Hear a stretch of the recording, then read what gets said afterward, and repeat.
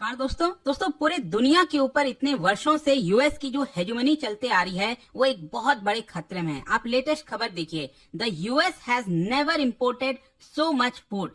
एक समय हुआ करता था कि जब अमेरिका पूरे दुनिया को सप्लाई करता था, चाहे वो कोई भी एग्रीकल्चर प्रोडक्ट हो।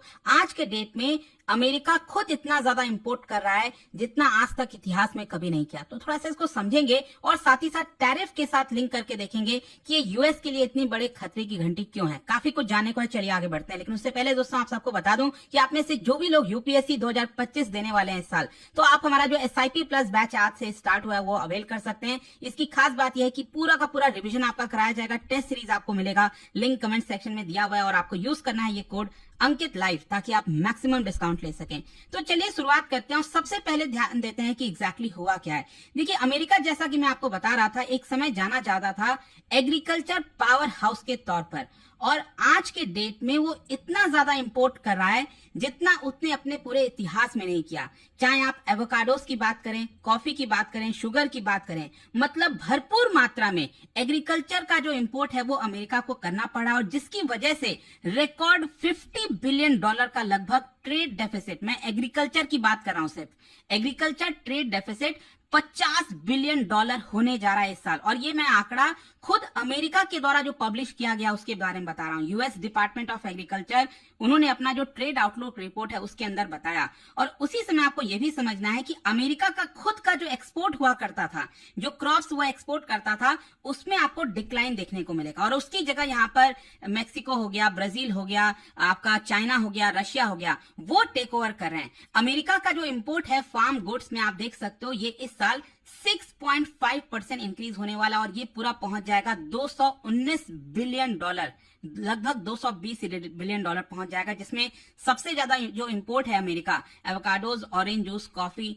ये सबका करने वाला है। और वहीं अगर हम अमेरिका के एग्रीकल्चर एक्सपोर्ट की बात करें तो ये 2.2% कम होगा, मतलब अमेरिका का एक्सपोर्ट कम हो रहा है और जो इंपोर्ट है वो ज्यादा हो रहा है, लगभग 6.5%, और इंपोर्ट लगभग $170 बिलियन के आसपास होने वाला है। अगर हम एक्सपोर्ट की बात करें तो अमेरिका के कुछ प्रोडक्ट्स में राइस देखने को मिलेगा, लेकिन जो ट्रेडिशनल अमेरिकन क्रॉप्स हुआ करते थे उसमें एक बड़ा डिक्लाइन देखने को मिल रहा है। और इसकी जगह रिप्लेस कौन कर रहा है? जैसे रशिया हो गया। यहां पर आप देखोगे अमेरिका एक समय सबसे बड़ा वीट का सप्लायर हुआ करता था दुनिया के लिए, यहां पर रशिया ने उसको टेक ओवर कर लिया है। फिर ब्राजील जो है आप देख सकते हो, कॉर्न में, कॉटन में, सोयाबीन में, ये अमेरिका को भी पीछे छोड़ दिया है ब्राजील। तो ब्राजील भी आगे तेजी से निकल रहा है। क्वेश्चन यहाँ पर आपके मन में आना चाहिए कि आखिरकार ये इतना मायने क्यों रखता है, हम इसके बारे में क्यों जान रहे हैं।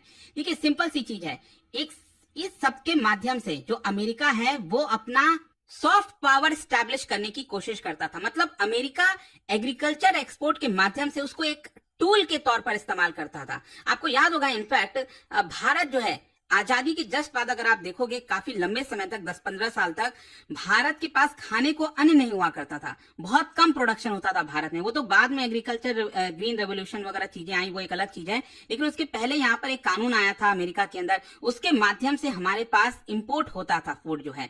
लेकिन वही मैं आपसे कह रहा हूं, तो अमेरिका उसको एज अ टूल के तौर पर इस्तेमाल किया करता था और दूसरे देशों में वो एक्सपोर्ट करता था। लेकिन आगे आने वाला फ्यूचर ये अमेरिका के लिए ठीक नहीं है। अमेरिका का काफी बड़ा एग्रीकल्चरल ट्रेड डेफिसिट आपको देखने को मिलेगा, और 2023 के बाद से हर साल अगर आप देखोगे तो यहाँ पर इनफैक्ट मैं आपको चार्ट के थ्रू भी दिखाता हूँ।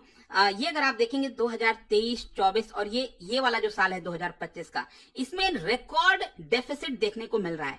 मतलब अमेरिका इंपोर्ट ज्यादा कर रहा है एग्रीकल्चर गुड्स और एक्सपोर्ट कम कर रहा है। और उसके पहले अगर आप देखोगे तो दो ही ऐसे वर्ष थे, जैसे कि आपका 2019 हो गया और 2020 हो गया। और इस समय भी क्या था कि जो ट्रंप है उनका चाइना के साथ टैरिफ वॉर चल रहा था, तो वो एक बड़ा कारण बताया जा रहा है। लेकिन ओवरऑल आई होप आप समझ पा रहे, पहले के अगर आप वर्ष देखें, ईयर, यहाँ पर हमेशा एग्रीकल्चर में सरप्लस हुआ करता था अमेरिका का एग्रीकल्चर में, लेकिन अब उसका लगातार डेफिसिट बढ़ता ही जा रहा है। और अब इन सारी चीजों के बीच में आपको पता ही है डोनाल्ड ट्रंप का ये जो 25% टैरिफ है मैक्सिको और कनाडा के गुड्स के ऊपर, वो आज रात के बाद से अप्लाई हो जाएगा। आपको याद होगा पिछले महीने ही अनाउंस हो गया था, लेकिन 1 महीने का समय दिया गया था कि कोई चीजें वर्कआउट कर जाए, लेकिन वो हुआ नहीं। और आज रात के बाद से ही 25% जो टैरिफ है मैक्सिको और कनाडा के ऊपर लगेगा, और चाइना के गुड्स के ऊपर भी 10% टैरिफ लगेगा। अब आपको क्या लगता है, क्या ये अमेरिका के लोगों के लिए अच्छी खबर है? बिल्कुल भी नहीं। लेट मी टेल यू, ये जो कॉस्ट बढ़ने वाला है वो डायरेक्ट इनडायरेक्टली अमेरिका के कंज्यूमर्स पर इंपैक्ट करेगा। और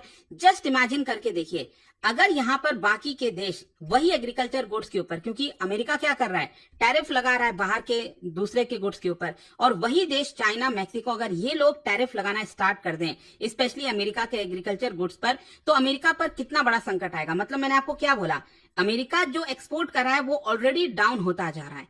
तो इनफैक्ट मैं आपको बता दूं, ये बात एकदम सच हो गई है। आज ही खबर आई है, चाइना ने भी रिटेलिएटरी टैरिफ लगाया है, और वो भी अमेरिका के एग्रीकल्चर गुड्स के ऊपर। अगर आप देखोगे 10 से 15% का टैरिफ लगाया गया है अमेरिकन एग्रीकल्चर प्रोडक्ट्स पर। आप देख सकते हैं यहाँ पर बीजिंग ने अनाउंस किया आज ही कि 15% टैरिफ यूएस के चिकन पर, व्हीट पर, कॉर्न पर, कॉटन पर लगेगा, और 10% टैरिफ अमेरिका के सोयाबीन, पोर्क हो गया, बीफ हो गया, एक्वाटिक प्रोडक्ट्स, फ्रूट्स, वेजिटेबल, बहुत सारी जो डेली इंपोर्ट्स करता है चाइना अमेरिका से, उनके ऊपर लगाएगा।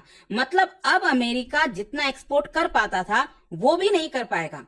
तो यहां पर जो डेफिसिट है, एग्रीकल्चर डेफिसिट अमेरिका के लिए, वो और ज्यादा बढ़ जाएगा। इनफैक्ट चाइना ने एक और चीज किया है कि 25 जो अमेरिकन कंपनीज हैं जो एक्सपोर्ट और इन्वेस्टमेंट में काम करती हैं, उनके ऊपर भी रेस्ट्रिक्शंस लगा दिया है। और जहां तक कनाडा का सवाल है, कनाडा ने भी कहा है कि आज रात के बाद से $155 बिलियन का जो 25% टैरिफ जो गुड्स मंगाता है कनाडा, उसके ऊपर 25% टैरिफ कनाडा भी लगा रहा है। मेक्सिको का भी कहना है कि वो बहुत जल्द यहाँ पर जो टैरिफ है अमेरिकन गुड्स के ऊपर वो लगाने वाला है। और इसका जो अल्टीमेट असर है, जैसा कि आप देख सकते हो, यूएस कंज्यूमर्स पर पड़ेगा। क्योंकि मैं आपको बताता हूं, अमेरिका अगर आप देखोगे 2023 में $3.1 ट्रिलियन के गुड्स को इंपोर्ट किया था बाहर के देशों से, दुनिया भर से, और जिसमें 43% तो अकेले इन्हीं तीनों देशों से है, चाइना, मैक्सिको, कनाडा। अमेरिका सबसे ज्यादा इंपोर्ट इन्हीं देशों से करता है। तो आप सोचिए, यहां पर टैरिफ लगाया गया है इन्हीं देशों के ऊपर। मतलब जितने भी डेली यूज के सामान हैं जो अमेरिका के कंज्यूमर्स इस्तेमाल करते हैं, चाहे वो इलेक्ट्रॉनिक्स हो, क्लोथिंग हो, हाउस होल्ड गुड्स हो, ग्रोसरीज हो गया, वो और ज्यादा एक्सपेंसिव होने वाला है।